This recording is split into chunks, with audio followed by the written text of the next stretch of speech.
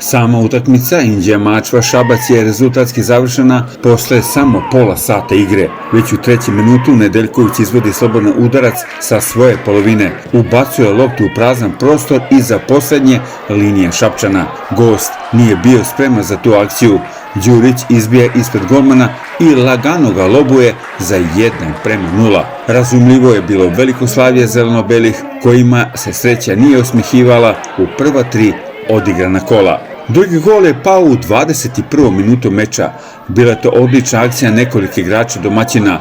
Lopta u kaznenom prostoru stiže do Đurića, a njega sa leđa saplića Stevanović i sudija odmah pokazuje na belu tačku uz opomenu igraču Mačve. Sa bele tačke bio siguran Slaviša Stojanović za 2:0.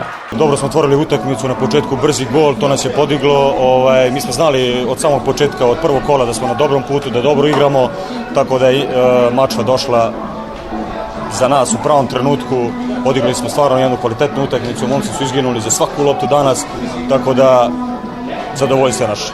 Treći gol je pao na izmaku pola sata igre. Opet je to bila dobra akcija domaćina. Gost, potpuno smušen u reakciji, lopta stiže do Slaviše Stojanovića, koji loptu šalje po travi sa oko 12 metara od gola Samurovića za 3:0. Golman gosta je samo pogledom ispratio njen let. Još jedan težak udarac za nas na gostovanju. Mi smo, da ne kažem, preslikanu utakmicu koju smo izgubili u Užicu, gde smo primili 2 gola za 12 minuta. Sad smo uspeli da napravimo, ja mislim, još goru stvar. Primili smo 3 za 20. Očigledno da mi imamo ozbiljan problem u ekipi što se tiče mentaliteta ekipe kad se ne igra u Šapcu, što svakako nije dobro, nama se to ponavlja. Mi moramo s tim da se izborimo, jer ne možemo da igramo fudbal samo u Šapcu, igra se fudbal i van Šapca. U nastavku utakmice još nekoliko prilika za gol, a lako je rezultat mogao i da se duplira. Sa druge strane, čivijaši su imali svoje prilike, ali je Čupić bio izrazito siguran ispred mreže domaćina. Bio sam siguran u njih i pre utakmice i pričali smo o tome da treba da nastavimo samo da radimo ono što smo radili u prethodna 2 kola, da rezultat mora doći.